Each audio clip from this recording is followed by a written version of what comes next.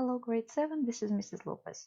Today we are learning in lesson 12 in our module 2 for grade 7. We are learning division of integers. So let's go back into our elementary school and see how we did multiplication and division. Okay. So let's say 3 times 2 equals 6. Right? What integers are we using here? We are using 3, 2, and 6. Remember the fact families you learned in elementary school? 3 times 2 equals 6. And you can use it differently. We can do 2 times 3 equals 6. 2 times 3 equals 6. We can also say that 6 divided by 3 will equal 2. 6 divided by 3 will equal 2. Or we can say that 6 divided by 2 will equal 3. 6 divided by 2 will equal 3. Okay, so this we learned from elementary school. We learn it and we have it in our head very well, right? 3 integers, we can use 3 integers in the fact family. We can make 4 equations. Now let's look at the integer multiplication and division rules. Let's say we have 3 integers. Let's say we have -4, we'll have 5, and we'll have 20, right? A fact family, and we can multiply that.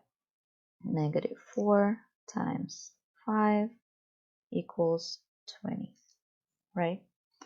We can also write 5 times -4 equals 20. And according to elementary school rules, we can divide 20 by -4 to make 5. 20 divided by -4 equals 5. And we can also say 20 divided by 5 equals -4. 20 divided by 5. Oh, sorry, -20. What am I doing? -20. And that will give us -4. Okay. Sorry about that typo. All right, so now let's take a look at this. We multiplied different signs and that resulted in a negative number, right? That we learned in lesson 7 or 8. But when let's look at the division here. When we divided numbers, we divided 2 negative numbers, and that gave us a positive quotient. And when we divided different signs, that resulted in a negative quotient. Isn't it the same as in multiplication? It actually is. Let's try again. Let's do a -6, -7, and +42. Okay, we know that -6 times -7 equals 42 from our lesson 10 and 11, right? So now I know that -7 times -6 will also equal 42. Now let's use our fact family to do division from here. 42 divided by -6 will equal -7. And 42 divided by -7 will equal -6. Let's take a look here. I'm dividing different signs, my answer is negative. Dividing different signs, my answer is negative. So that rule works. All right.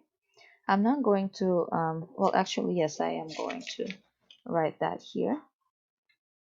Okay, so the examples of division problems that produced a quotient that is a negative number. So let's take a look at this. So -20 divided by 5 will give us -4. 42 divided by -6 gave us -7. And 42 divided by -7 gave us -6. If the quotient is a negative number, quotient is the answer to a division problem, right?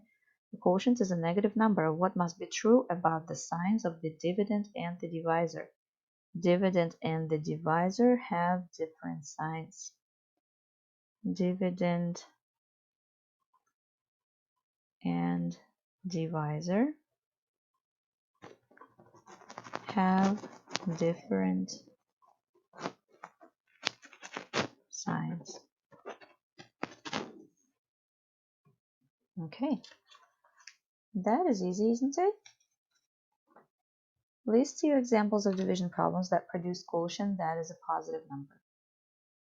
So here we have only one. -20 divided by -4 equals 5. Let's take a look at another one just to make a different one. Let's do negative 3 times 2, and that will give us -6, right? Okay, so if I divide -6 by -3, that should give us 2, right? If I divide these two numbers, that will give me this +2. So -6 divided by -3 equals 2. -6 divided by -3 equals 2. So if the quotient is a positive number, what must be true about the signs of the dividend and the divisor? The signs are the same. Dividend and the divisor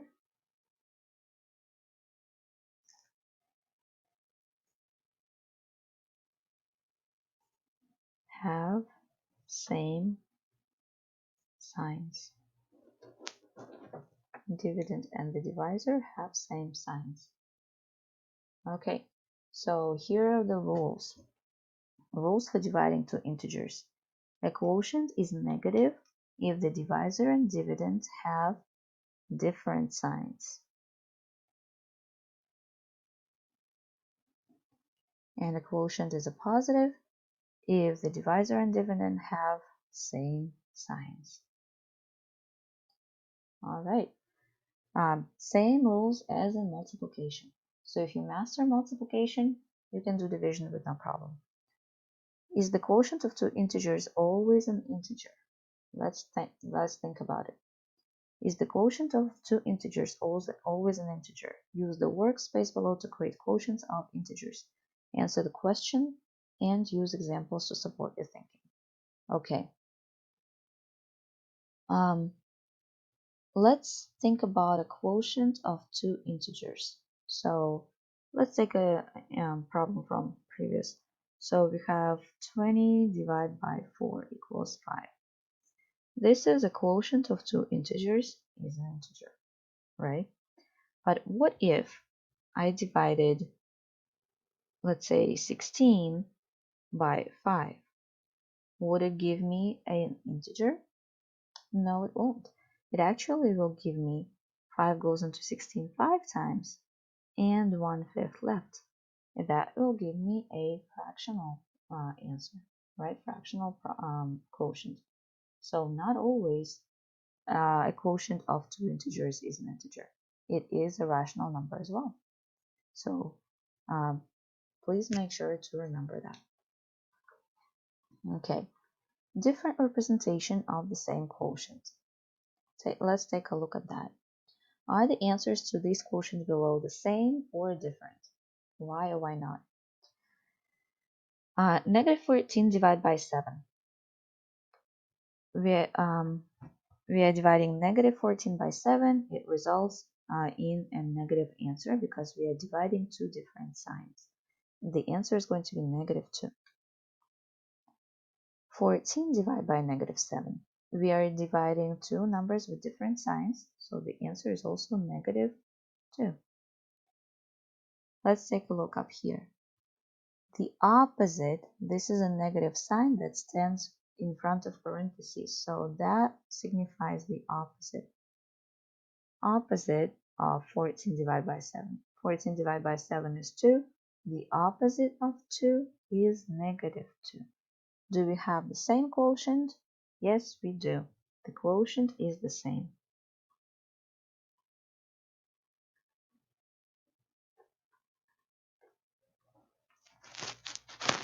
All right, this is it for lesson 12. That was an easy lesson.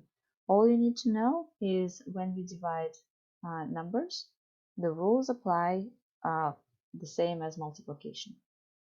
It's exactly the same rules, so that should be easy for you to remember. Another thing you need to remember is when we divide two integers, it will not necessarily result in an integer.